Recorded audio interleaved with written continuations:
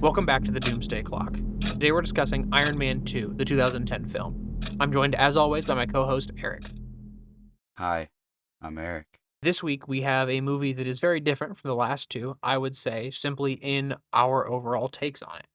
But before we get into our takes on it, we have to figure out either the box office or the budget. So, Eric, since you lost the game last week, you get to choose whether we're guessing the box office or the budget. Well, for both of them, I'm going to go crazy high this time because I have been horribly lowballing it both times. Let's do production budget. Let's do that. Production budget. All right. Let's push it back. Production budget, closest number. Can we, are we allowed to say remind me what Iron Man 1's was? Because I forget. Was it 120 Iron mil? Man 1 was either 120 or 140, and then Hulk was either 120 or 140, I believe. Okay. I believe Iron Man 1 was 140, and then Hulk was 120. Gotcha. Okay. If by chance we both say the same number, then we will just go to the other one. So we'll do box office if we both say the same number here. Okay. Okay. Ready? Yeah. 3, 2, 1, send. Okay, so you said 240. I said 165 million. So I said I was highballing it because whatever. So the magic number between us is basically 200 million. Mm-hmm. Over 200 you win, under 200 I win. Yep. Is basically the number. It's 200. Are you kidding? I'm 35 million away and you're 40 million away. I was gonna say 210. I knew it was gonna be higher. I did not think it was gonna be that much higher. I was gonna say 210, but I was like, what do you think it made? I have it up here. What okay. What did Iron Man 1 make? Can I know that or no? Yeah. Oh yeah, we never saw that. Iron Man 1 box office. Oh my goodness. Okay. Okay. Next week or whenever we do Iron Man 3, I have to forget this number or we have to do budget because I just saw the number. Okay, we'll do budget for Iron Man 3. We'll remember the IO review. Mm-hmm. So Iron Man 1 made $318 million. Or no, my bad. That was domestic. It made $585 million. So almost $585 million. Jeez. Yeah. I mean, obviously it was popular, but like. Yeah, it's crazy how successful these were from the beginning. Do I think this made more or less than Iron Man 1? That's a tough one. Because I feel like so many people like that one. But this was like not talked about as much. I can tell you the opening weekend if you'd like. Yeah, go ahead. So the opening weekend domestically was $128 million. Oh my God. So it probably made what? 400 mil? 500? It made 300 domestically. It made 600 worldwide. $600 million. So it made like how much? Whoa. So 600 worldwide, 300 domestically? Worldwide is everything. So internationally it was 311. Domestically it was 312. Yeah. So worldwide it was 623. Yeah. Dang. It's basically, I mean, it's 50 million-ish more than... It's 40 million more than Iron Man. That's crazy. Yeah. That's pretty good for a sequel. Like, I mean, it's not a big drop, so... That's what I was going to say. I am very curious. I don't know the Iron Man 3 numbers, so I'm very curious to know the Iron Man 3 numbers. I know Iron Man 3, like, this is jumping ahead a little bit, I guess, but I'm pretty sure Iron Man 3 was, like, kind of flamed when it came out a little bit. A lot of people didn't really like it. It wasn't as well received. Mm-hmm. I remember it being in theaters, though. Like, I remember seeing posters for it. Right. I never saw it in theaters, but I remember seeing posters for it. Like, I remember it being a big deal because it was the first one to hit a trilogy. Mm-hmm. But I remember it wasn't as well received as the other two. Yeah. As far as I remember. Well, I'll go ahead and start us then with what I thought about this movie. My third L in a row, by the way. My third L. Is your third L in a row. Yeah. The streak continues. I have very complicated thoughts about this movie because I think that I really like Tony's arc in this movie, but I think that the pacing and some of the not order of events, but like the speed of events is rough. Overall, I liked it. Overall, I enjoyed watching it. I had a good time. I kind of felt the runtime a little bit. As I said, I like Tony's arc. I like a lot of the characters in it. We'll get into one character that I love specifically, two actually that I love specifically. But overall, I'm pretty positive about this film. but there are things about it that, like, pacing-wise and some of the character stuff that I don't love as much. Um, I can't really I think it's hard to put my finger on the parts that I don't exactly like about this movie, but I think it comes down to some of the pacing and some of the, like, not order of events isn't the right word, but and maybe I think writing is too vague for what I'm thinking. I think maybe it does just come down to pacing. I'm having a hard time really processing exactly what it is that kind of threw me off about this movie. Um, but overall, I am positive about this one. I think this one's worth a watch. What about you? I'm very mixed on this movie. It's not like I don't hate this movie or think it's boring or whatever like I do the Hulk, but I also don't think it's like nearly as solid as Iron Man 1. It's I would agree with that. for me it's just it's a really messy movie. I think in like That's a good word for it. the That's the word I was looking for. yeah, in like the storytelling and the and I don't hate the pacing, but I do definitely have issues with how each act is kind of handled. Don't love a lot of the character moments, but I do kind of think this movie's got a little bit of sauce, maybe a little bit. There's I think this movie has sauce. hmm I think when it comes, we'll talk about this a little bit later, but that third act I think is where the sauce truly comes out to show itself a little bit more. But I feel like when people kind of think of like their average typical Marvel movie, I think this is kind of a solid manifestation of it, you know? Yes. But yeah, those are before the non-spoiler stuff. That's kind of where I'm getting at. Yeah. I think we seeing your I think there's a little bit of spoilers for this that come from seeing your letterboxed. Um before we record this. But I think we're in a similar boat. I think I'm more positive on this movie than you are, I would guess. But I think that's expected just because I think I'm more prone to liking worse things than you are, I would say overall. Well, it's just that I guess I am a little bit picky, but I think you're picky, but I don't think it's in a bad way. I think you're just more critical sometimes of the things, which is once again not a bad thing. I think mhm, I do sometimes hit I have a note later that I think will really harp on this. I yeah. think we I think I mentioned it last week. I like finding little things in movies that I like and then latching onto them, which is not always the most healthy way to look at a movie in its entirety. I think you're very good at looking at a movie in its entirety and being like, it's hmm kind of messy, and I go, yeah, but like there's a whole bunch of robots in it, and that's cool, and so I liked it. I mean, I said I like the third act too, but shout out my The third, letterbox. the third act awesome. Letterbox link will be in the podcast notes, Okay, in the show notes. cool. Uh, I'll go ahead and start us off because mine's right at the opening. hmm Um, my first note is opening where we close Iron Man 1, but with a different perspective is really cool, and I like Yup. it a lot. And then it's an Yup. immediate contrast to Tony in the cave with a box of scraps and Ivan Yup. in his forge. I think this opening is awesome. I actually have like very similar notes. We sung the praises of Iron Man 1's opening. hmm Obviously, we both loved it. I think this is overall a more solid opening of like a movie like this. It it's shot so well. It's shot, I think, in a direct parallel. I mean, I think we'll really get into this, but we can kind of get into it now. Ivan and Tony are very much parallels and foils of each other, right?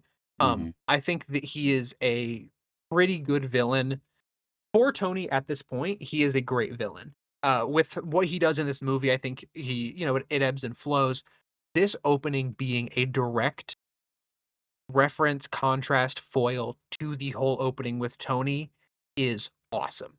It's hmm shot amazingly. It's we're in the same shooting style as Iron Man 1. Like it's Favreau, it's a lot of it's close-ups, it's framing machines, it's once again, I'm going to use the word gritty. I hate using the word gritty and grounded, but like that's how it's shot. And I adore this entire opening, and it's you get all of this tease of what's going to happen with Ivan and then just the clang of Iron Man 2. I knew you were gonna say you love that part too. It's awesome. I really do like I have pretty similar notes for the opening because it is really cool how right as the movie starts, like opening credits, opening like studio logos, sorry. Um, they're already playing like the Iron Man ending. So it's like you know what you're kind of getting into with that opening. I think it's really cool. Um, and I love seeing some generational hatred. Ivan hates Tony generationally. Never met the man in his life. Hates him. Awesome. It's I think I want to break down Ivan's motivations later. I have a specific note about like his plan, his motivations, but I think that like the crux of like his starting point of this movie being that he just hates Tony so much is a very good start. Mm-hmm. Yeah, I agree.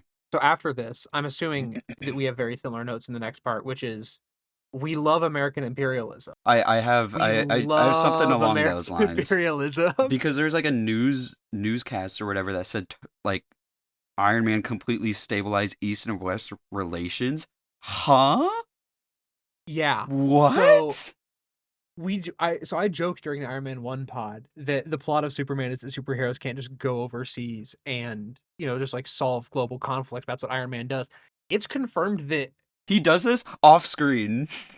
yes. So during his whole like WWDC presentation at the beginning of this movie, he mentions that this is the longest period of peace in like what do you say in like 20 25 years Yeah, something like that. that he has like single-handedly brought peace. There are so many things about this movie that I love for the universe going forward. And there's something that I'm going to mention. Like I want to come back to this later. There's a lot of things I'm going to say that I'm going to come back to later because I think that there's a lot of full circle moments in this movie and there's a lot of like going forward moments in this movie. And this is one of them that they're really hammering home that for all intents and purposes, Tony Stark, Iron Man, is the first superhero in the MCU, and it has changed the world completely. Mm-hmm. That's cool. That's a very good way to set up his arc and what happens to him in this movie. Yeah. I just wanted to jump into the implications of Tony Stark becoming Iron Man and then in 6 months handling all the conflict between the East and West side of the world. What did he do? Like, did he What just go? Did he suit up and just like watch them talk? How did Tony Stark solve the Israel and Palestine conflict? I want to see what he did. man just solved the Middle East. Like that's what's implied is that he fully has like He solved generational hatred, dude. and I mean what it has to be is it's the it's the nuclear threat. Yeah, yeah, yeah. He is the nuclear threat. It's what it is. It's less It's of like like the peace period and more after World War fear. II where like everybody was like, okay, well, America can just do that to you. Yeah, it's very Cold War. Yeah. Yeah, yeah, yeah. And in a way that's like, well, he solved it as long as he has the suit, which is I think, the big thing going forward with like the Senate hearing and stuff. Mm-hmm.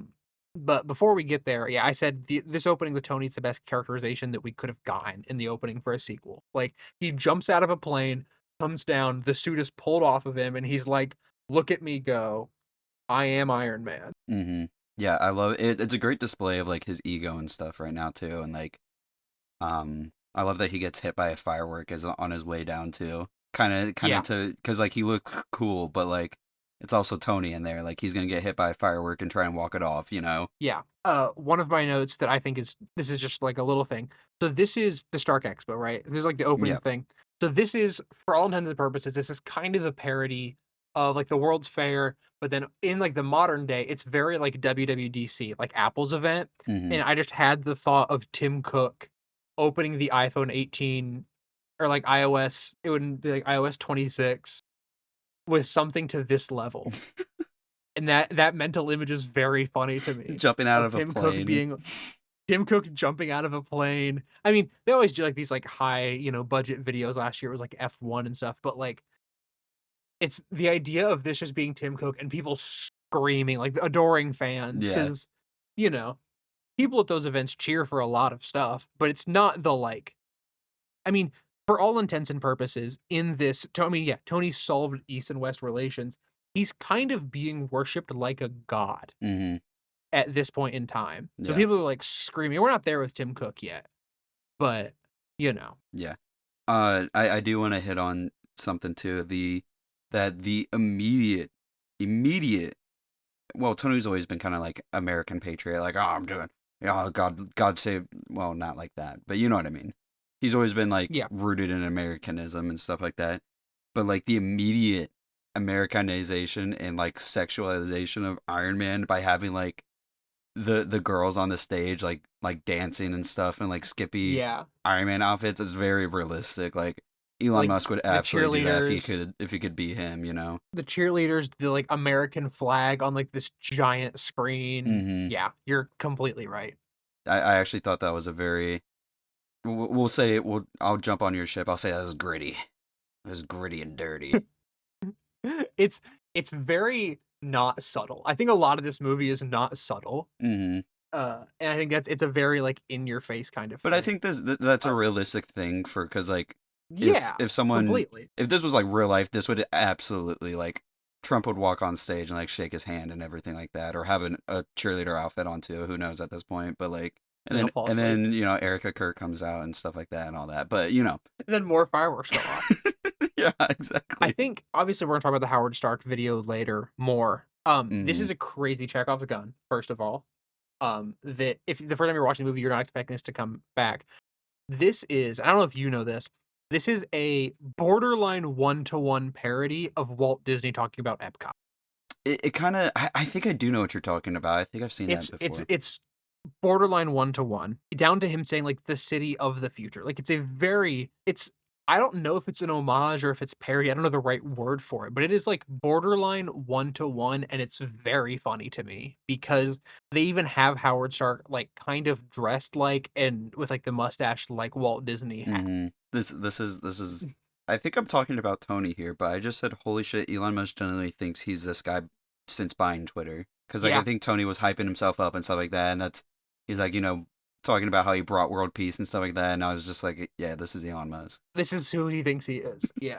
They mentioned also that the Stark Expo goes all year long, like it's a whole year celebration. Is it what is it? I because I know we said it's Okay. like a world festival or something like that. Yeah. So the closest analog that we have is the World's Fair. Basically, the Stark Expo is him giving a platform to a whole bunch of people to announce their products and their ideas for like where they'll have like massive press on them and that kind of stuff. I think the idea is so this is 2010. So we're in a world where startups aren't like startups are big, but they're not like they are now. You know, like now we have like a million AI startups a day. Like there's a million fintech startups a day. Mm-hmm.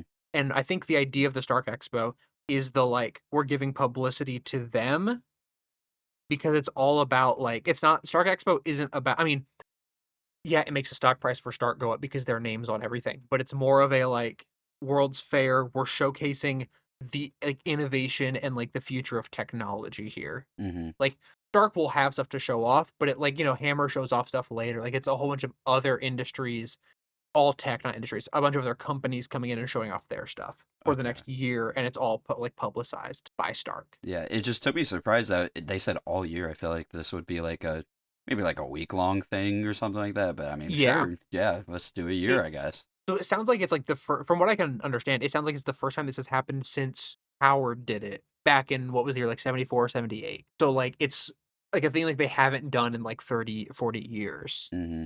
And so like Tony brought it back. It sounds Do you like think they it's were planning on it before he became Iron Man, or was this like they planned Mike, it in no, 6 months? this feels like an ego thing. Yeah, Like this feels like a very ego driven yeah, thing. yeah. Yeah. I'm with you on that too.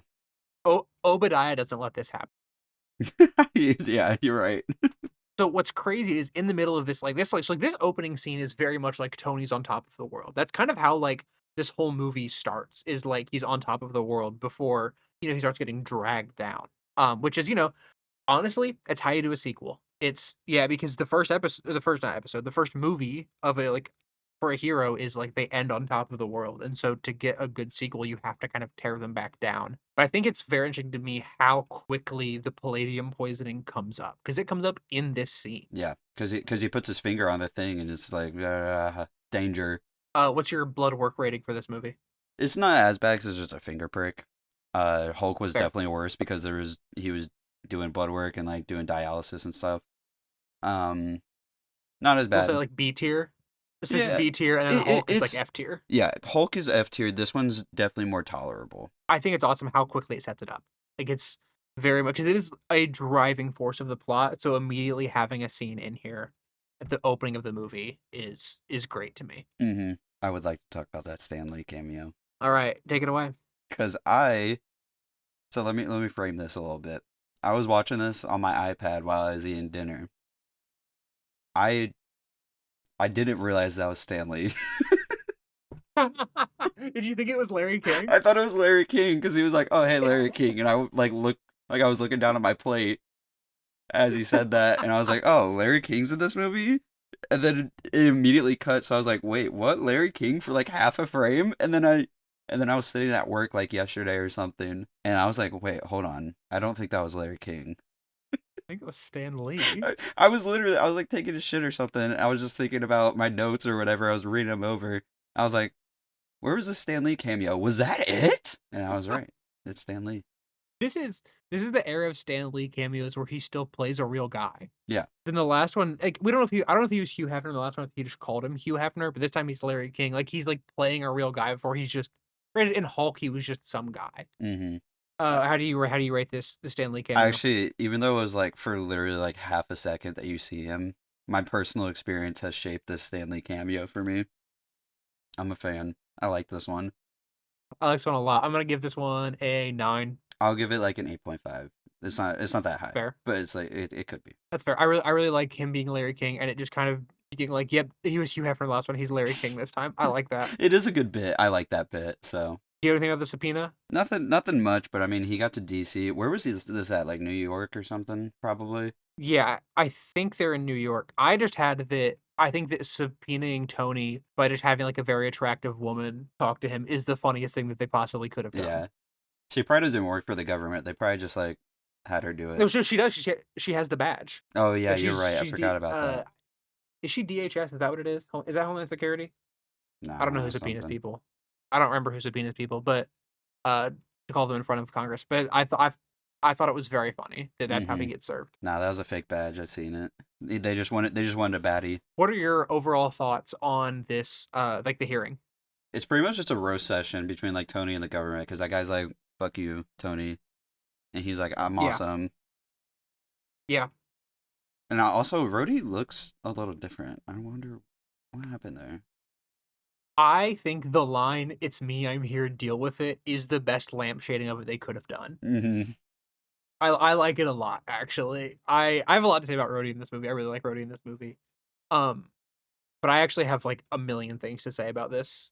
It feels I have a lot of notes early in this movie. Okay, then if it's not Rhodey related, we can talk about Rhodey in a second. But you can go ahead. Right off the bat, I was like, the government immediately wanting control of the suit is like so in line with the government that we're presented with in Hulk, who wants to turn Hulk into a weapon, and then here they're like, we want the suit. Like, I think them wanting the suit is also just very accurate to how the government is, but it feels very in line with what we got in Hulk in a way that I did not expect. I hadn't seen Hulk before. Um, Tony says, me and the suit are one, which is I guess light spoilers, the start of like the arc for him over the next like 3 to 4 movies, which I think is really cool. Like it's very much setting that up. And also, this is like unheard levels of disruption in 2010 politics, and now it just looks like a normal hearing. I was thinking that too. This like you could absolutely just like look up any recent thing. Yeah, like this is just what happens now in committees. Also, Tony has a 2010 Chromecast that he can just hack into the government stuff. Like it's the kind of thing that once again, like we talked about in the last movie, yeah, he could build it in a cave with a box of scraps. I was like, yeah, this is just he can do this. It's There's very no suspension of disbelief breaking. yeah, it's accurate for him. But I was low key like, this is like the most like 2010s tech hacking into the Let's say, let me look mainframe. up when that happens a couple times in It this does. movie. We will. I noted it down for later, but this is like my So first the instance. Chromecast, the first Chromecast didn't come out until 2013. So this is pre Chromecast. Oh well. So they just kind of made this up. Mm-hmm. Also, at one point, Tony says, Justin, you're on TV, focus up. That might be my favorite delivery in the entire movie. Sorry, that's probably my second favorite delivery in the entire movie. I think it's hilarious. I think that like that whole scene of him just being like this whole scene is very much just, hey, here's the character of Tony. remember. Like, this is who he is, you know? And then he closes the scene with, "I have successfully privatized world peace." Yeah, I This have is the that quote mantra down of too. Tony. Like, this is his mantra for his next big arc. Not just in this movie, but in the next movies for the MCU. This scene is so important to set up what comes next. And this whole movie is very important for what comes next. But I think I think about that line that I successfully privatized world peace. That's a line that immediately comes to mind when I think of this character for the last however long we've been watching these movies. I think this scene is very good. I think this is probably one of the best scenes in the movie, if I'm being honest. It just very much it sets up his character, it sets up his arcs going forward, it sets up Justin, it sets up Rhodey's arc, it sets up like so much. I think it's really good. That's all my notes for the scene. Hmm. You're allowed to talk again now that I I've was talked for 3 more. minutes straight. Yeah, I was more. I think it's a good scene. I think um I'm kind of low key mixed on the successfully privatized world peace thing. It just feels very like, I mean, coming from Tony, we know Tony's like a good guy comparatively as like a rich person, you know. It Yeah. coming from like anyone else as a rich person, that Oh, would sound like just villainous, like purely if villainous. anyone said it in real life, terrifying. Yeah. The only reason that it's like in any way a like good line is because it's from a fictional person. Mm-hmm. It does sound like something that like the CEO of Palantir would say. Yeah. And then I just also love in movies too when like Tony like hacked the screen or whatever, and you know he was like showing them that, what was the other rich guy's name? Hammer? Was that it? Hammer, Justin Hammer. Yeah. Yeah, he was on the screen, and they're like, just unplug the, like, they're like, get that off the screen, and then they're fiddling for the TV for like a whole 15 seconds. Like, dude, pull the plug. What are we doing? I believe that's what he ends up doing. I Is know, he but he just took like Justin just 15 pulls the minutes to plug. find the plug. It's it's so funny. It's such a like real like something's happening that like I'm embarrassed about that like you can't fully solve the situation and like you don't know what to do. It's awesome. I like it a lot. It also I think characterizes Justin as kind of like a bumbling guy Yeah, yeah, who yeah. doesn't really know what he's doing. Hmm. And then when it comes to Rhodey, I love that they like build up to you seeing his face and that he's a different actor. Cause it's And, like, and it's just Don Cheadle. yeah, it's like shot from behind and stuff, and like it slowly like goes in on him, and they do a big lead up to Rhodey being there, and then it swings around as Don Cheadle. It's it's a very funny way to do like a recast. 'Cause I'm sure he was in the trailer and stuff, but it's a very funny Mm, way for like the people who didn't watch a whole bunch of the trailers and like know ahead of time to be like, oh, that's Rhodey now. It's not Terrence Howard anymore. yeah, it is just a very funny.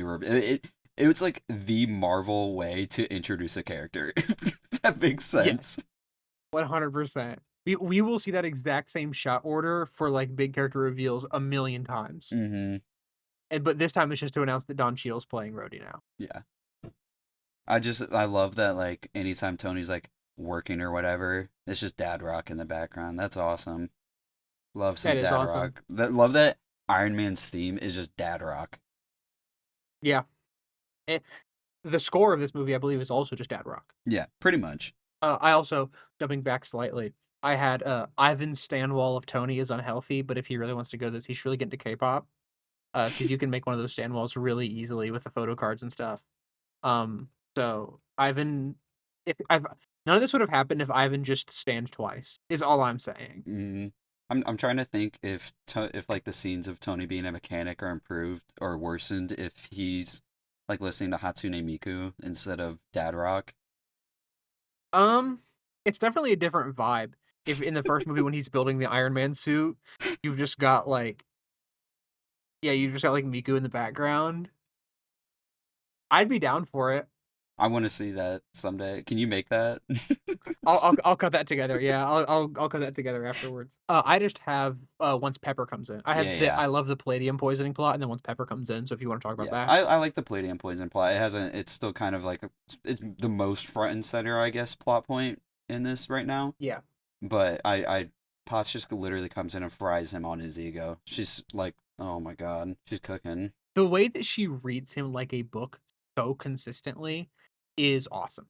The way like I still don't buy their romance. I'll admit I still don't love their romance We'll in this talk about movie. it later. We'll talk about it later. I do buy that they have been working together and are close. Like, the way like, even as they're walking through and he's like, "I don't want you to get me sick if you still have the sniffles," like, the way that she's fully reading him, I fully buy how long they've worked together and that they have a pre-existing relationship. Mm-hmm. I think a lot of that is due to the chemistry too. Like, obviously, the 100%. writing there is actually it's actually for the in that specific part for that specific purpose. The character writing between those two is really good. Well, Yes, again, it's the writing in this scene. to not to partake in some subtle foreshadowing, but we'll talk about it later. We'll talk about it. I think, yeah, the writing in that scene, the fact that it's all like, there's a huge one take in the middle of it. There's a big oneer Mm-hmm. that, like, yeah, like, you feel like these are two people who work together talking to each other. Like, they fully fall into their characters. And then she clearly deserves to be CEO over him because he's like obviously at this point he just wants to keep building Iron Man suits and be an Iron Man. Yes. You kind of need Yes. someone else to be the CEO. My note here is I think making Pepper CEO is the only logical continuation of their relationship from the last movie, especially with how Tony continues to act with the palladium poisoning. Yep. Yep. I'm so This with you. fully buy it, fully makes sense. Mm-hmm. Now, we'll get to like whether she wants to be CEO later, but I think from Tony's perspective, yeah, this is the logical choice. Yeah. Because she borderline has been running the company. Yeah, I agree. She's carrying hard right now. So So we keep cutting between a lot of these scenes, we keep cutting back to Ivan, making it to like getting like continuing his plan. I don't know how often it happens in the MCU. I'm assuming a good amount. I really like when movies cut between like the hero going out their daily business at the beginning of like a movie, like a sequel or whatever, and the villain like plotting in the background and like getting where they need to be and stuff. I don't know why I enjoy it so much. I think it just builds like the tension to where when you do get Tony in these like joking scenes, you're like, yeah, but you're about to get rocked, dude. Like this isn't a good thing. I really like it. I don't really even have much to say there because I mean it's just like set up for what he's going to be doing later. So I Yeah. didn't really write that many notes down. I didn't write any. I don't think Yeah. actually about those scenes. Yeah. I just have the I mean, I just like that. I think it's a good setup, like cutting back and forth between the two. I just like how it's done in this movie. Mm-hmm. But go ahead and talk about Natalie. Is she actually? Do you think she's actually notarized? Like that's not the least believable So thing. okay. So I have so she's from legal. Did she get planted by Shield in legal, or did she climb her way up the company as soon as he became Iron Man? Did she join the company and then she like climb up? Like, what was like the full Shield plan here? I Right. would assume she's notarized because Pepper becomes CEO, Mm-hmm. legally speaking. I would assume she's notarized. Yeah. I don't know the process of becoming a notary, but I It's would assume she really is notarized. it's I mean from like a not I don't know about legally like from a legal team perspective, but it's not the most like difficult task. It's not as difficult as like learning a bunch of different languages like she has, you know.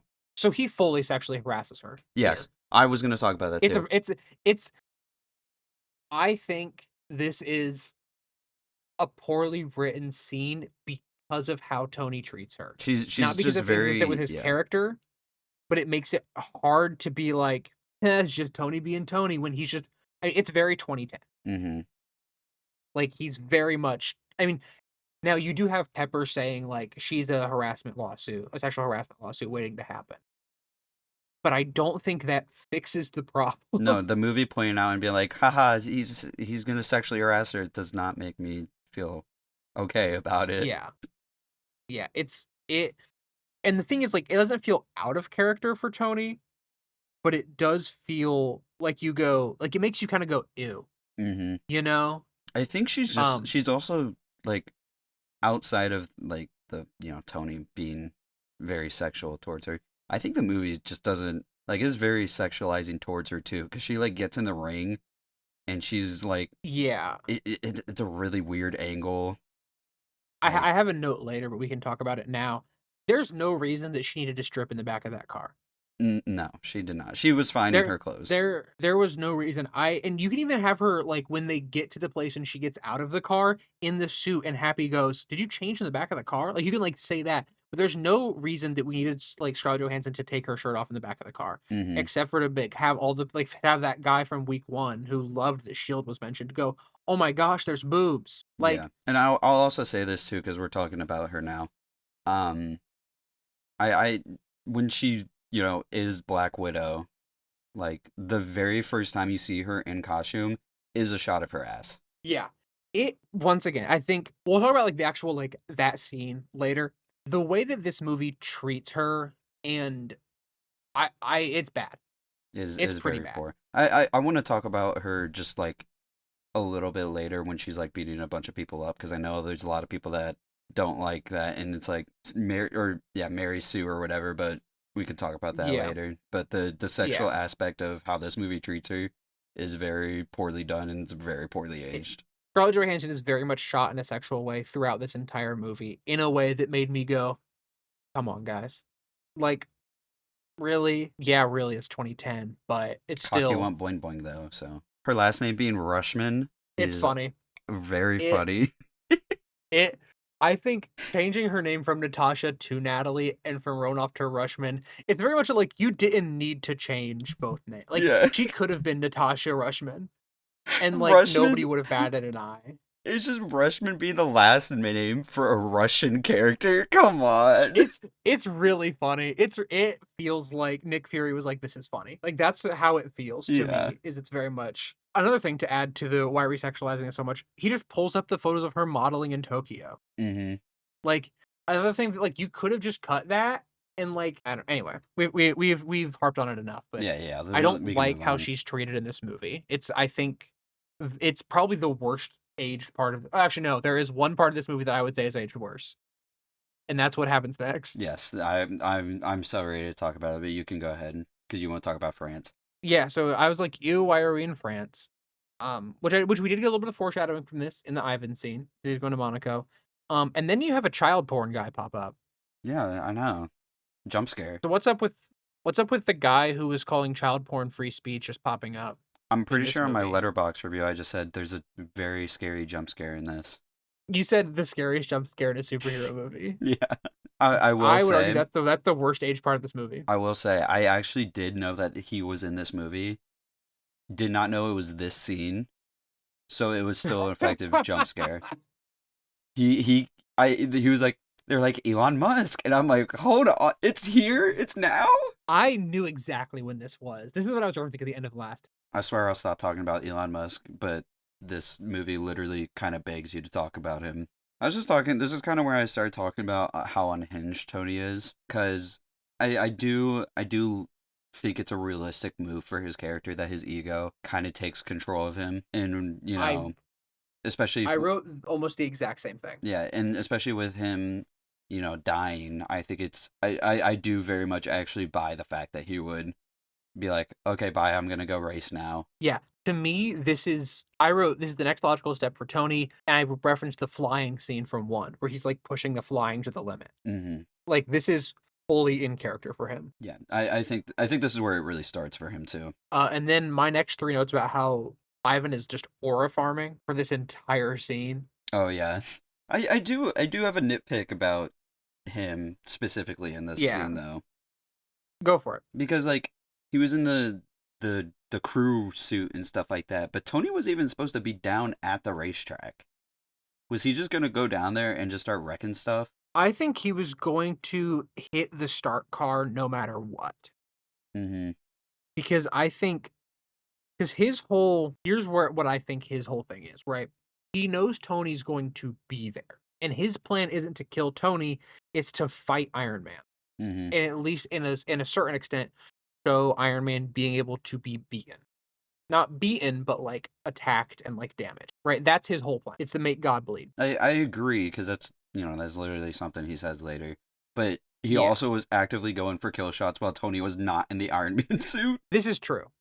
I think that's inconsistent with the rest of his plan.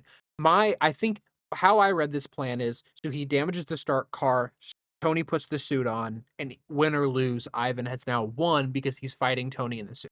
Mm-hmm. And then the whips burn the suit off of Ivan's back. Raw. That is so much aura. It is That's raw. awesome. It's so, and then he starts standing there in aura farms, and then Happy hits him with a car. Dude, he should have been paralyzed. He's not like enhanced or anything, right? No, Dude, he got hit like full speed, waist down into that wall. He should medically be paralyzed, right? He should medically be damaged. Now he's a big guy. Like he's muscle bound and I, all that kind of dude, stuff. he hit him like full But speed. he hit him full speed with a car. Yeah. Oh my god. So many people Uh died in that incident too. Like all of those race car drivers are yes. dead. And Tony should have been getting smoked in that race because I know he's an engineer or whatever. He's not a I race know, car yeah. driver. He's a genius. He's not a race car driver. So yeah, you are. Yeah, Nip, you want to nip put number one nitpick I was about about to this say movie. nitpick Tony of the should not have been winning century. that race. Nitpick of the century is that Tony was ahead of literally anyone in that race. Actually, Tony shouldn't be winning the race because he's not a trained race car driver. Like that's our number one Yeah. nitpick for Also, sure. when it came to like Potts and Happy going down there, I get Happy going down there because he has the Iron Man suit. Potts, baby girl, Why is you Pepper did there? not have to go down there, girl. Why is Pepper Like there? I know you go through a lot of stress because Tony in this movie, baby girl, you could have just sat up there and just watched from the window. Why is Pepper there? She did not have Yeah. to be there. Which talking about that, I like the case, the football, the suit a lot. It's cool. No, yeah, It's the suit up here is sick as hell. yes. The way that the suit from the case also looks visibly different from like his regular, I think he's on Mark III at this point, suit. Awesome. Mm-hmm. Like it has like just like a different design down the middle and all that kind of stuff. It's really cool. Also, if you notice when he gets like when the whip hits him and it's like jolting him with like electricity, it does not fully cripple the suit now. Mm-hmm. It's like he's learned from the incident at the end of the first movie. Yeah. That's a cool little bit of storytelling. Yeah, this first fight is just like I got nitpicks with it, but like and genuine like character questions, but it's a very cool scene. I think it's a really cool scene. I think yeah, I like when Tony notices the gasoline leaking. So he Mm-hmm. makes him hit that explosion. Like I think there's good parts of it. Overall, yeah, I don't know why. I mean, I guess Ivan wanted to go for kill shots because he wanted to kill him, but he talks for the rest of the movie about wanting to kill his legacy. But then also, I guess we're jumping ahead a little bit to him and Hammer talking. Surprise, he's a bad guy. Don't know if anyone Yeah. didn't see that coming. What a twist. But he's like you. But then Hammer's talking to him like he's like you should kill the legacy, not the guy. So I guess he was just trying to kill him. I don't know. Maybe. I don't know. But I think a lot of this scene and a lot of the Hammer scenes are Hammer thinking that he's better than Ivan and talking down to him. Mm-hmm. I think it's unclear whether, like, I think that, well, based off of Ivan's quote where he's like, if you can make God bleed, you know, Yeah. this to me, so Ivan's plan in this movie to me feels like he doesn't need to kill Tony because once he has attacked Tony and shown that he can be fought on a somewhat equal playing field, more people will fight them. And he's trying to incite more supervillains with his existence at the beginning of this movie. Is what it feels like. And I think it's also just to show that Tony's wrong, that nobody's caught up to him. Yeah, it's to reveal like also the generational hatred. Like my dad helped design that arc reactor, that kind of stuff. Mm-hmm. I also like the little bit of like there's a little bit of character work with Hammer here where he thinks that he's superior to Ivan and he doesn't tell him the whole plan. Like he's like, "Oh yeah, we're going to get you out of prison." But then he immediately puts a bag over his head and like drags him in because he wants Ivan to know that he's still under Hammer even though they're like working together. Mm-hmm. Like Hammer's the one in charge. I think that's a very like little subtle thing. I think I'm just gonna touch on Hammer a little bit. I think he's fine. Yeah. I don't really care about him all that much. He's like, cause he's like just the typical CEO rival that I don't know. I don't think he's a very interesting guy. Ivan is the way more interesting character. I agree that he's a more interesting character. I love Sam Rockwell's performance. I think that the performance is really good. But yeah, I think overall the character's just kind of also here. You know, I think he's a fun character, but I don't think he's particularly deep or interesting compared to what we get out of Ivan in this movie. I would agree. I think it's just in contrast to Tony in this movie where anytime Tony's actually dealing with the sickness and stuff like that, I like it. I think it's interesting. And then it cuts to Hammer where I'm not here for that. I just think it's That's very fair. I think dull. like this movie works with so well with both of them because like Ivan and Hammer are both the like different foils of Tony, right? Ivan is the foil of Iron Man and Hammer is the foil of Tony. Mm-hmm. And like I think that's really interesting when it comes down to it. But I don't disagree that I think that the Tony and the palladium poisoning is the more interesting side of this movie up until the third act. Yeah. Right here, my next note just says, I miss Rhodey before the lobotomy. Yeah. A little bit. And then I say, I really like Tony going off the deep end here, just thinking he's dead in a couple of months, if not less, and just getting wasted. I think it's fully consistent with his character, even if it's really dumb. Mm-hmm. I also just wanted to, I don't remember why they said this to each other, but like Rhodey and Tony like look at each other, and one of them says, "What are you looking at?" And then the other one says, "I'm looking at you." And this is, where are the shippers at? For real. Where are the Byler fans? If Byler fans watch this movie, they'd be all over this right now. It'd be Roni right now. Let me go to AO3 and see how many James, Rhodey, Flash, Tony's. Let me know how Roni's looking. I know I want slash. I don't want and. Rhodey X Tony for free. I'm gonna Google it because I don't know. James Rhodey Rhodes / Tony Stark. There's 1,700 works. So it's not like a non-existent thing. It's not a non-existent thing now. How much does I mean? Obviously, it's not fair comparing it to Byler. I do kind of wonder, what about Potts and Tony as the actual love interest? So Byler is 24,000. Yeah. And then Pepper X Tony. I gotta say, of all of the projects that I've worked on, this is the one that I thought I would pull up AO3 the least in. You didn't think you'd be pulling up smut of Rhodey? I'm not pulling up smut. I'm pulling up all works. If you want to hear, you know what? I'll see what's tagged smut with these two. Let me see. There's 45 smut fics with the two of them. Total 45? Total 45. You could read those in an afternoon. Yeah, dude. What the? Can we get on that? Yeah, we have any. We need to put some people on some any Roni listeners at all. That's what I'm saying. Can we get some Roni / fics? I'm just saying, dude. There is chemistry there. I saw the twinkle in their eyes.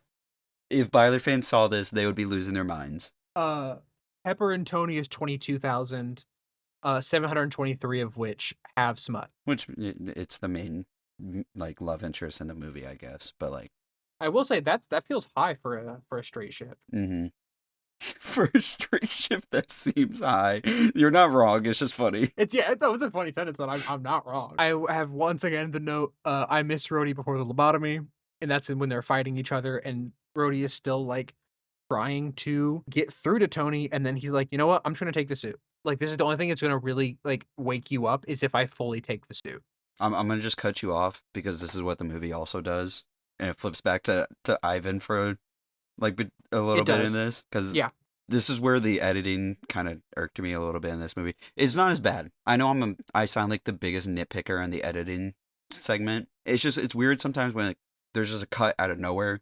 It bothers me. And then it cuts to like Ivan hacking into Hammer's robots, and Hammer goes, "Wow, you're good. Really blasted in past the firewall there." Direct quote, by the way. Like, it's typical nerd hacker stuff from 2010. It is typical nerd hacker from 2010. I think part of like you're right that it's like kind of dumb. I do like that it's Hammer that says it, because I think that part of this movie is that Hammer is kind of good at some stuff, but he's also kind of an idiot. Mm-hmm. And so you are right. It is 2010's hacker. Wow, he's in the mainframe. Yeah, I do see your point though, that since it's coming from Hammer, it could be perceived as like just him being stupid. But I kind of think that it's trying to play a little straight. But oh yeah, for sure. Then Rhodey takes the suit to the military. Mm-hmm. And then it cuts back to Tony in a donut, and then Nick Fury shows up to expound it all over the place. Wait. We skipped over when Rhodey and Tony were fighting. Daft Punk was playing Robot Rock. We didn't. You are correct. I heard that in the background, and I was like, "Oh my god!" I kind of panic typed on here. This is the reveal of how much of a Daft Punk fan you are. I love Daft Punk, and I heard that. It's gonna come now, and it had me going. I like this fight scene. I think it's well choreographed. I think it's a good fight scene. I think it's also a very good like in character. Yeah, drunk Tony was being very gross, obviously, especially when he was about to smooch Pepper in front of everybody. Yep. Yep. But the blonde girl's like throwing up watermelons. Like, where did they get why is there a watermelon at this random party? I don't know, man. This is like, it's a nitpick, sure, but I also just think it's funny. You want nitpicking? It's funny though. It's a funny thing that they're just like throwing up They're throwing up watermelons and he's blasting them. I actually like it. I think it's funny. I think it's very funny. It is like 5-star recruit D1 nitpicking. Yeah. No, it's not. I'm not even saying it as a negative thing because I think it's funny. Yeah, 100%. And then I just wanted to. This is kind of in the movie where, like, I was kind of noticing the messy of the plot just because like I feel like sickness tone like I feel like the plots they interlock, but like I feel like the military plot doesn't really matter all that much. It's more to get Rhodey as War Machine. Yeah, is what it feels like. It just feels like some stuff, like a lot of the plot lines are definitely not created equally. This is kind of where the villains kind of start losing me for a little bit. The only thing that's kind of keeping me in is Tony's sickness stuff, but right now he's just being a horrible dickhead of a person to watch. Yeah. And so this is kind of where the plot is the muddiest. Yeah, this is definitely the muddiest of the plot. That's a very good word for it. This is the part of the movie where I was like, man, they really tear down Tony in this movie. Mm-hmm. Like, it feels like he's on square zero if he was a square one in the last movie. movie. You say the movie tears him down, but he's doing it to himself. That's what I'm saying, is like he fully like tears himself down. Like, yeah, you're right. I like it. Yeah. I like it a lot. I think this is how we get to the Tony that we get in the future movies. Mm-hmm. Is him going through this and then him going through what he goes through in the following movies. Yeah. And then I kind of was on the lobotomy of Rhodey because he, like, what is even his goal? Does he just want to be suit? Does he just want to be suit guy? I think him getting in the suit to fight Tony is he realizes that Tony's out of control and he's thinking this is the only way that Tony can. Yeah, which is fine. I don't think Rhodey's lobotomized in this movie. Mm-hmm. I think he's still very much there in this movie. I do think that him taking the suit to the military is this is the only way that Tony's, because I think something that we have to keep in mind, and it's something that I keep losing in this movie whenever I'm like, oh, why did this character do this, is nobody else knows he's dying. Mm-hmm. And so to them, they're like, why is Tony doing all this? And I think that Rhodey is like, he's in some sort of funk. The only way I'm going to snap him out of it is if I just go take the suit to the military, because that's going to get him to lock back in. Yeah. And so from Rhodey's perspective, I think it fully worked. Yeah. I'm not like a Rhodey hater or anything. I just... No, I know. I get that he's trying to do stuff for Tony or whatever, but anyways, we can move on to the first shot you see of Black Widow is her ass. Before that is the Nick Fury lore drop. Mm. He just exposits all over the place. Yeah. Just all over the place. Like, he's just... Well, I out loud went, oh, wow, okay. Like, it's just, here's a whole bunch of lore about this world, you know? Yeah. I also really like the Romanoff reveal in this. I like that Tony's like, oh, yeah, man. Yeah. Like, because it's not even that surprising to us, I feel like. No. Even if we already knew, but like. We already knew. I wonder if it is surprising. Maybe that's why they didn't change. That's why they changed both names for Shield fan in the theater. Let's put our let's go back to the guy in the theater in 2010 watching this for the first time as a comic fan. He's super tapped in on all the comics. He hears the name Natalie Rushman. Do you think he caught on? Here's the thing. I think that's why they changed both names. Mm-hmm. Is no. Though I'm sure she was in the trailer in the suit. She had to have been, right? Yeah, I would assume. It's for the sex appeal. It's 2010, so trailers aren't terrible. They're not great yet, but they're not terrible. Mm-hmm. But he definitely lost his shit. Definitely. At and this Nick point, Fury. when he was realizing, and then I'm gonna make a portmanteau. There's Thor shadowing. There is Thor shadowing. We're Thor shadowing the next movie. Yep. I like that Nick Fury goes, I have bigger problems than you. Mm. Like, he says, I have bigger problems than you. This hour. Like, he's just like, no, I have bigger problems than you. And then we learn that the arc reactor was not goated. We were wrong. Yeah. The arc reactor did not make infinite clean energy. So maybe the stock falling was fair. That's our bad. I still feel like it's extended clean energy. Not it's extended infinite. Clean energy, but... Because they still treat his arc reactor like a big deal. Like, literally only at this point in the movie, Palladium can power it, you know? Yeah. Oh, yeah, the minified arc reactor is still a big deal, but we were wrong that, like, the big arc reactor was, like, the infinite clean energy thing. It was not. Our bad. Actually, my bad. I said that. Where's your next note? It was just talking about Because it goes back. This is kind of where the Howard Stark plotline kicks back in. Yep. Before then, we have a cut to Justin Hammer and Rhodey, where Justin starts listing guns, and Rhodey's like, "Yeah, put all of it on the suit." I like that line. I like that. I like when he goes, "I'll take it, all of it." I like that line. I think it's a very like he's becoming the war machine. You thought it was happening. It's happening. That's cool. Mm-hmm. You want to talk about the Howard scene? We can talk about it. What do you have to say about it? I'm gonna be a little bit of a hater. I'm not the biggest fan of like the whole Howard Stark background thing with like Ivan's dad. I just feel like That's it's fair. very, yeah, it makes sense. It's a character motivation for Ivan. I just feel like it's very not crazy interesting. Where like they just work together and then he betrayed him and then he hates him. He hates Tony for the rest of his life.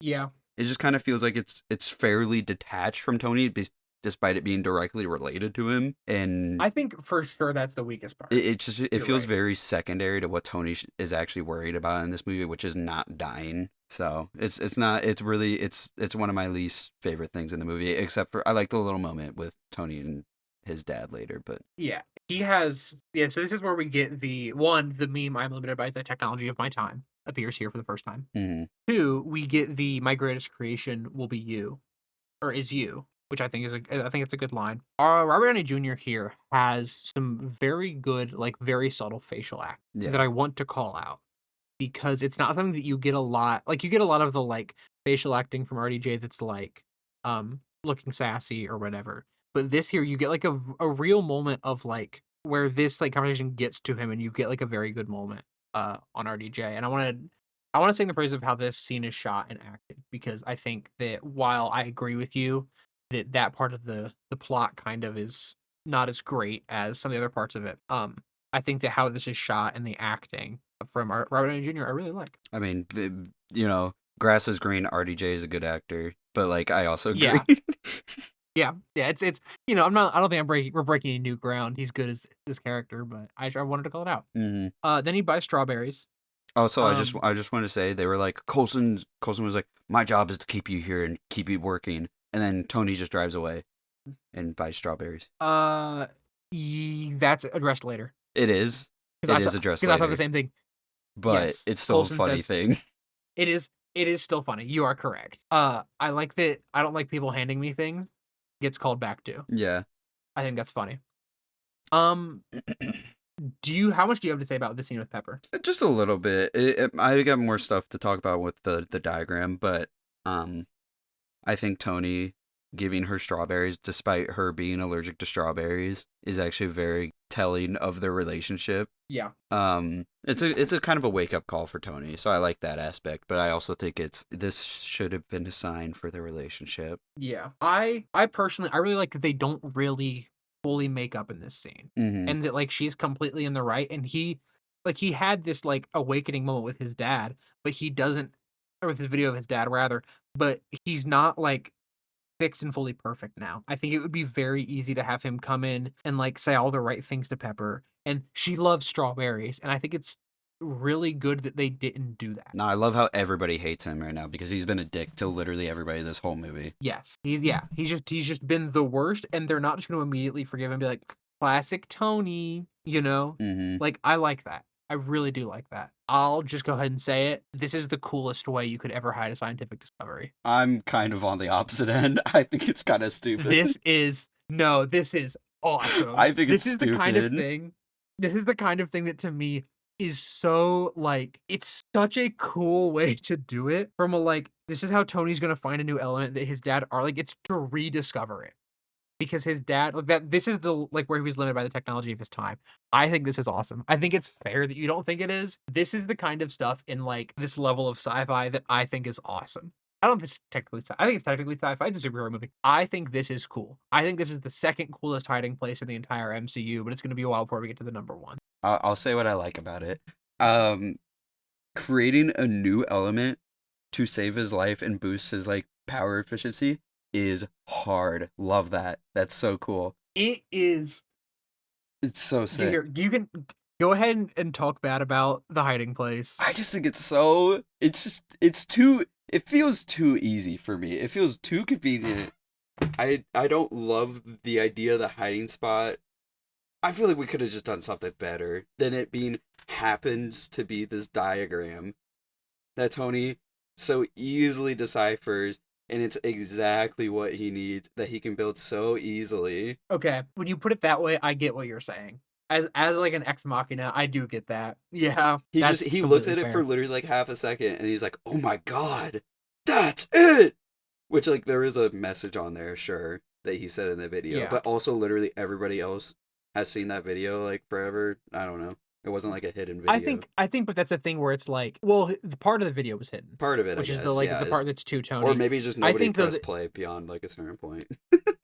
yeah, but I think it's also part of like it could only be found out by someone who was like Howard. Hmm.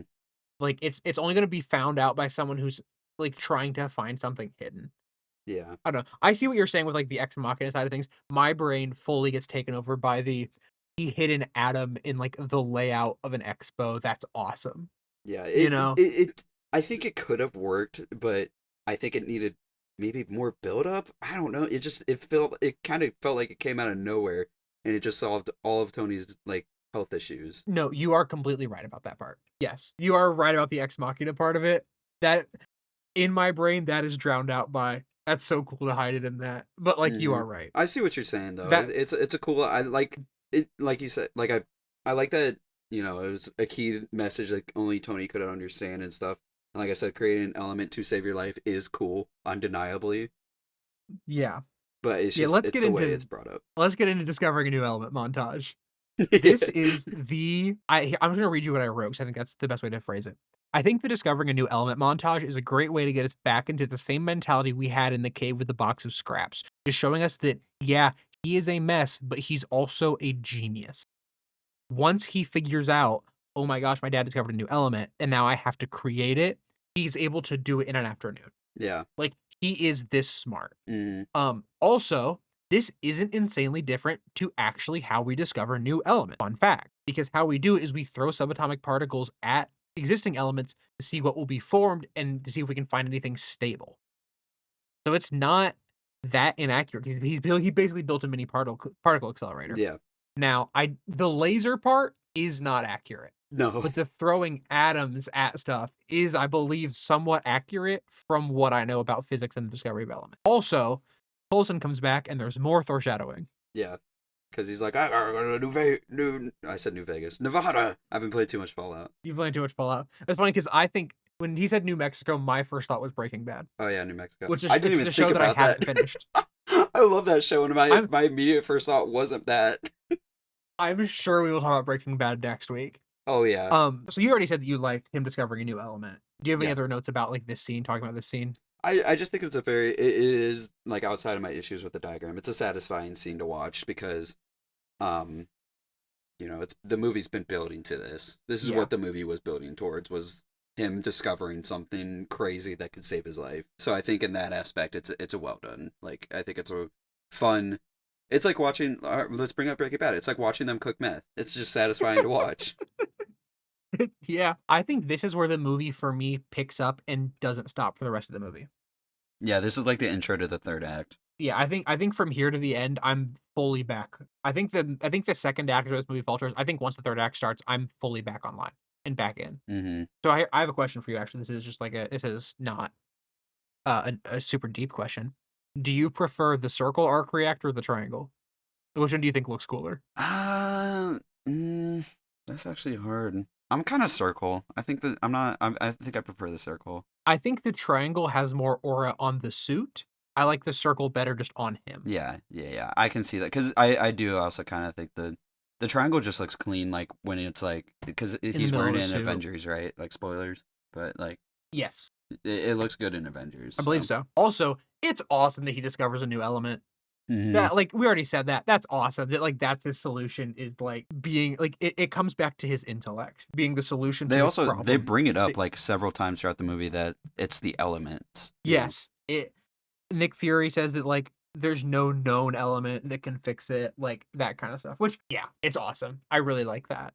My next note here is about Ivan building the whips, where Justin thinks he's working on the suits or the drones rather. Iron Man 1. This Yeah, it's such a obvious callback to Iron Man 1, and it's like, hey, if you haven't understood it now, like if you haven't understood it yet, Ivan and Tony are like these direct foils, and I think that it's awesome. I think it's really good. I think once again, as I said, once he like gets back and starts making, I mean, honestly, once the Howard Stark scene ends, I would say this movie is back, like I'm back in completely from like I don't love everything about the Pepper scene, but like once the third act starts, this I was like, yeah, I'm back in with Ivan. I like it. And then Justin just shouts, "I don't speak Russian," which I think is my favorite line in the movie. I think the delivery is really funny. Yeah, this is kind of where the movie comes back for a while.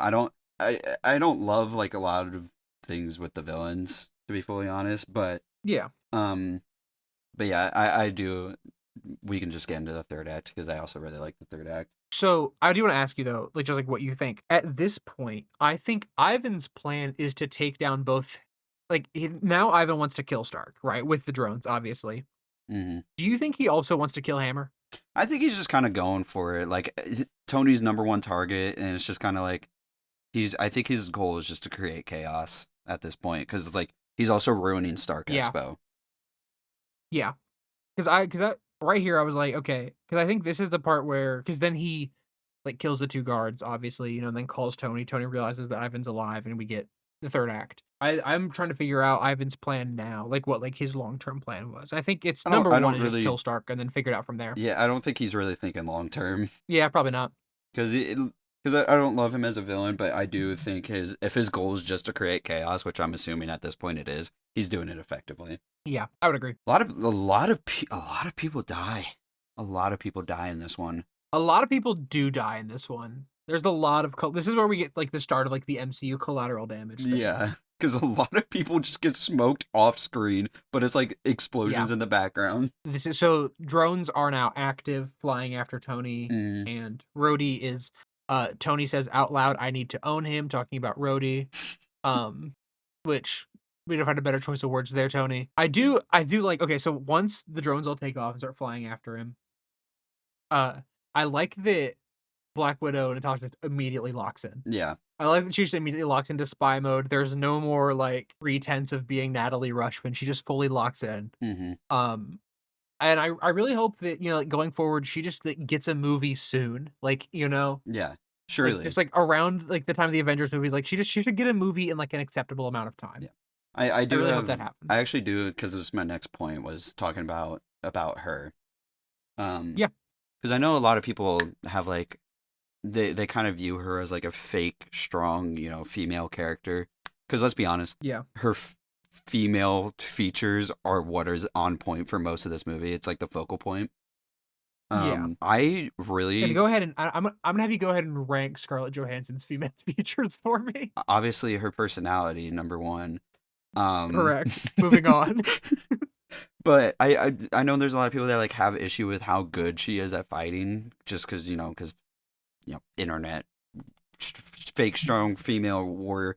I really don't Because she's a woman in a movie in 2010. I really don't have an issue, honestly. And This with fight like seems awesome. yeah, with her being such a good fighter, being such a good spy, being so good at like hacking in general, being skilled, because this is a universe where Tony Stark built an arc reactor in a cave With a box of scraps. with a box of scraps. I can believe that a woman is going to go out there and beat up a bunch of nobody security guards and help stop the villain. It's not that 100%. unbelievable. Where I have issue 100%. is that she doesn't really have a personality besides being like sexy and hot and like being a mystery. She definitely struggles, I would say, the most in this movie writing wise. Mm-hmm. I think that she has somewhat of a character, but not really, which I think is somewhat I'm gonna defend the movie in maybe a way that's not accurate, but I could read it as she is a spy, and so she's trying to more blend in and not stand out. But I don't think that's entirely accurate. Like I think it could be read that way, but I think she just suffers in the writing, is what it is. And you're agree. right. I would agree. The only thing I can like with her character, like I said, I do find very acceptable is how skilled she is. I think it's believable for this universe. It's fully believable. I also love during this fight scene, it keeps cutting back to just Happy getting rocked. Yeah, he's struggling with one guy. It's a really funny editing choice, and here's what's really funny, that's the director of the movie. That's Mhm. Jon Favreau. Yeah. He single-handedly was like, "No, this is gonna be great. Like, this is what I want." I think he wrote and directed this movie. Mhm. Like, he's like, "This is what I wanted to happen," and that's very funny to me. Yeah. Next, we're in the Zen Garden. Mhm. I really like that this is where the 3rd act takes place. It is a completely unique setting, like, that we haven't seen before in these movies. Like, it's so different from, like, the first movie was on top of a roof, and now we're in, like, this, like, Japanese Zen garden. That's awesome. Yeah. Like, the cherry blossoms are falling, like, it's a fully different environment that I think is cool, and then, look, I know that it's just CGI robots beating each other up. It's awesome. It is so I cool. really like this fight I'll just scene. say This fight scene before I rant with you about this one and how much cool it is. I'm just gonna say this and not explain it. The drones are giving Demodogs from season 2 of Stranger Things. Anyways, let's talk about how cool this scene is. it's so good. I like that we only get a little bit of Tony versus Rhodey before the real, like, fight scene, because we already had that fight. Like, Mhm. they already fought, so we only need a little bit before, Natasha fixes his suit, he's back online, and then they're automatically just, like, back. I like that Rhodey recognizes that, like, Tony is back to how he is, like, supposed to be. Yeah. Like, he's back to being not an insane person, and they're still, like, They're like bickering because not fighting. they're talking about Yeah, like they're how who takes the high ground and stuff like that. yeah. Yeah, they're still, like, bickering back and forth, but, like, they're back to, like, fighting together. Like, it's awesome, and then the whole fight scene's good. Like, you get War Machine at full power just, like, blasting these guys. The spin with the laser at the end, like, it's a very good fight. Doing it without music is a great choice, I think, actually too. It's such a good choice. Especially because they know the choreography and the action is just so strong that they just let it kind of do its own thing. You don't need like awesome music to it. 100%. And then, I will admit, it does lose me a little bit when Ivan's in another suit. Yeah. Unfortunate. But I think that it's the right choice because he does need some sort of armor on him for the rematch to feel more equal, because Tony did kind of dog walk him in the first fight once he had the suit on. Mm-hmm. And now it's a 2v1. Yeah. And on top of that, it's a very short fight after Ivan gets there. Mm-hmm. Unfortunately, Rhodey rolled a nat 1 on that ex-wife. That is a very funny joke. I like that. Not being called the ex-wife, the missile failing. Yeah, because it's from Hammer. I like that it just fully does not work. I think that if the Ivan fight was, like, even a little bit longer, it would have felt really annoying because, like, we just had this big fight and now we're just doing the end of Iron Man 1 again. But I like that the fight is over quickly, and it's over in the same way that Tony and Rhodey's first fight ended, Mm-hmm. where, like, they just, like, shoot at it. Like, I think that I would have had a problem with Ivan being in the suit if everything around it and how long the fight was not as perfect as it was. Mm-hmm. It's a really cool final fight. I love that fight. Do you have anything you want to say about, like, the fight and everything leading up to it before the No, ending? I think we kind of hit it because I mean, like, the choreography is really cool. It like ending, like you said, with the lasers. Let me just say, their rolls were on point. They were hitting some crits. I'm gonna call it real quick.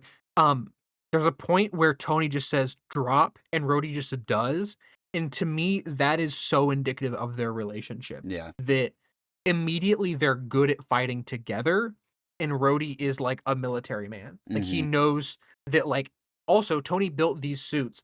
If he says drop, he probably has something planned. Like, that's awesome. Like, I really like this last fight. I Yeah, think it very much could have fallen flat, and it worked so well. I like too that Tony's like, well, I could only do that thing once. Yeah.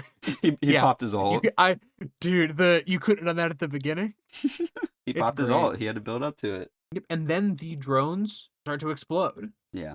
I like this. I think this is like I think this is in character for Ivan. I think he's like one last contingency. Because if I do lose the fight, I can still blow up a whole bunch of Stark Expo. Yeah. Because even if he knocks down a whole bunch of my stuff, and then, Tony races to grab Pepper and he grabs her in time, and then the worst scene in the movie happens. yeah. I still don't buy their romance. I hate that they make out and that they are a couple. I really see. Yeah. I wasn't as much as a hater in the first movie because I could see the vision. With this movie, Tony's horrible to Pepper, makes her life miserable for the entire movie, and then he flirts with her once, and then they start making out. I think maybe if they were both girls and it was like Toxic Yuri, I'd be more into it. Right. But as it currently stands, I really don't like it. I do immediately, I gotta say it, I miss Rhodey pre-lobotomy. Mm-hmm. Him saying you look like two seals fighting over a grate. Like, I miss when this was Rhodey. He was like, I like Rhodey so much in this movie. I think I think my just train of thought here is clearly express my notes when I go Pepper's crash out is so valid, she low-key the best character. And then immediately after, actually, why did they make out there? Yeah. It dumbs it down. It's their relationship. It completely dumbs it down. The relationship is just, yeah, I don't like that it ends with them becoming a couple. I don't like their relationship in this movie. Yeah. It had potential. The strawberry scene was really close. It laid the founding, the foundation, and then it completely fumbled at the end, at the end zone. I think that if this would have ended with them being cool but not in a relationship, I would have liked this a lot more. Yeah, and I think this kind of does more harm, honestly, for Tony's character, kind of in my eyes, because I think so. He's a horrible person throughout the whole movie. He gets so close to understanding that, like he does learn from that in some aspects, but then he's rewarded at the end of the movie by being able to date Potts. Yeah, I think this is it's a somewhat messy ending to where it feels like they were just like, well, it has to end with them together, right? It's 2010. Yeah. I think we're attributing a lot of things to it being like the 2008, 2010, like that kind of stuff. But that it is genuinely like these movies weren't established as like there's going to be a million more of these. Mm-hmm. So like, I don't know. It's just I really hate that they get together. So me too. Do you have any notes about the scene with Nick Fury at the end? I actually don't. Me neither. I don't think it goes anywhere. Post-credit scene review. Yeah. I was right. I did remember this post-credit scene. I didn't know this one was here. This is one of my favorite post-credit scenes. This one is actually really cool. I really like this one too. Fun fact about me, I love the shot where it pans down to the hammer so much. I think it's just really cool because it's like, this is, I'm pretty sure, taking place during the movie of Thor. Correct. That's actually really cool. This is one of my favorite post-credit scenes because it's the first time, like because the other two to this point have pretty much been the same thing. Mm-hmm. Right? And then this one, it's like we're introducing a new character that at this point, not a lot of people know about. So it's very much a tease for the people who know. And it's still like, it's like, the S.H.I.E.L.D. fan that we've made up, our guy, like he gets excited. Yeah. But for other people, it's not that big of a deal. But I think it's the perfect tease to what's next, and then like you get like the thunder as it cuts to black. It's just also smart to just be like, yeah, there's more coming.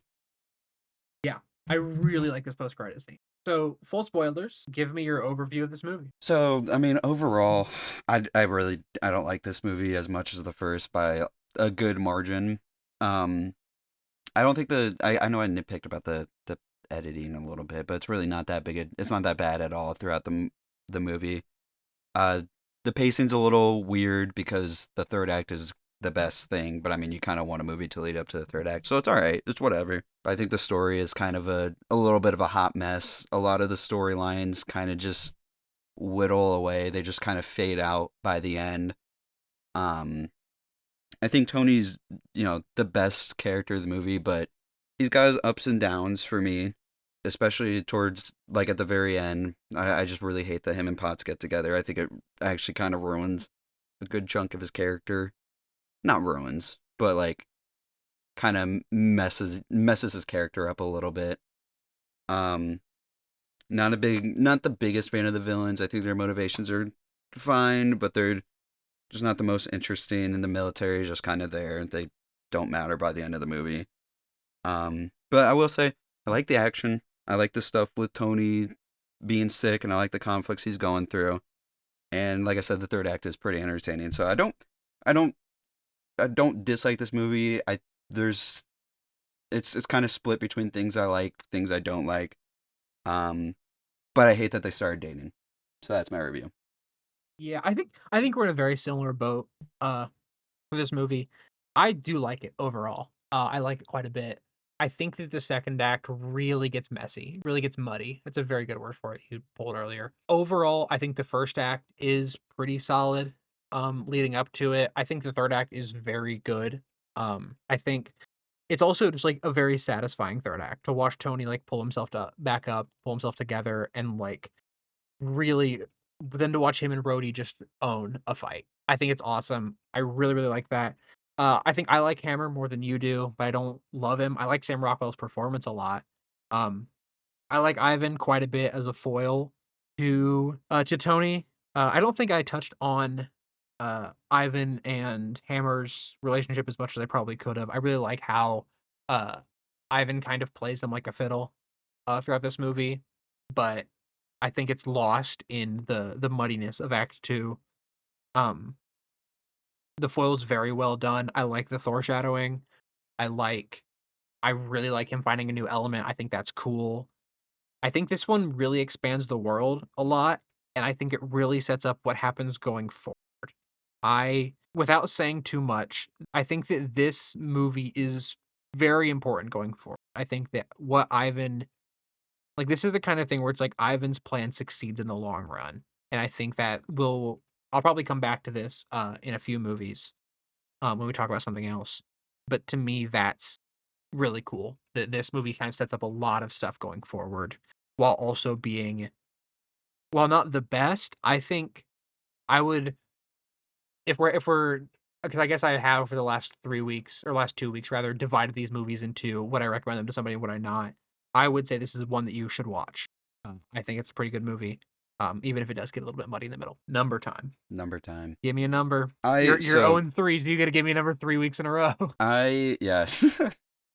um I kind of struggled because like I was trying to think of a number score ahead of time. I gave it I think 2.5 on Letterboxd, so that'd be 5. I could go a little bit higher. I could because I didn't want to like I don't think it's like it's kind of one of those things where like I could be told like convinced it's a 6 out of 10, but I didn't want to give it 3 stars. You know? Yeah, I think if you're going out of I think I ended up giving it 3 stars, is what I gave it. Mm-hmm. I think this is a 6 movie. So what did we give Iron Man 1? A 7.5? Yeah, 7.5. Yeah, I think this is a 6 out of 10. Because at least like to us, it's a 6 out of 10 because it's muddy in the middle, but I think the third act is very strong. I think the first act is pretty strong. I mean, we both talked about how much we loved the opening. Like, there are parts of this movie that I really, really like. I would say a 6 or a 6.5. I don't know if are you willing to go as high as a 6.5? Nah, I probably couldn't. Because for me, I think why I gave it the score I did is I would probably lean closer to like a 5.5, maybe. Nah, I feel like I'd be 5.5 or like leaning closer to 5. If we want to go up towards a 6, I could theoretically do it. How do you feel about like 5.8? I'm yeah, let's do Like 5.8. split the middle between. You said you're willing to more go towards. Yeah, I'm willing 5.8. to I'm willing to compromise. I like the third act. I like a fair chunk of the first. I can do a 5.8. That's fine. Yeah, I think overall it's a pretty good movie, even though it does. I think it's a pretty good blockbuster. I could even like on a It's good not- day be talked into a 6, but I think my negatives kind of are. I mean, overall, On a good day, you talked into a 6. That's not this day. it's not this day. I mean, a 5.8 is still technically on a number scale above average. So Yeah. Next week is Thor, a movie that I thought was this week and was really excited to watch. But now I'm really excited to watch it because I haven't seen it. I think I've only seen it once. I think I've only seen it once too. So we'll see how this goes.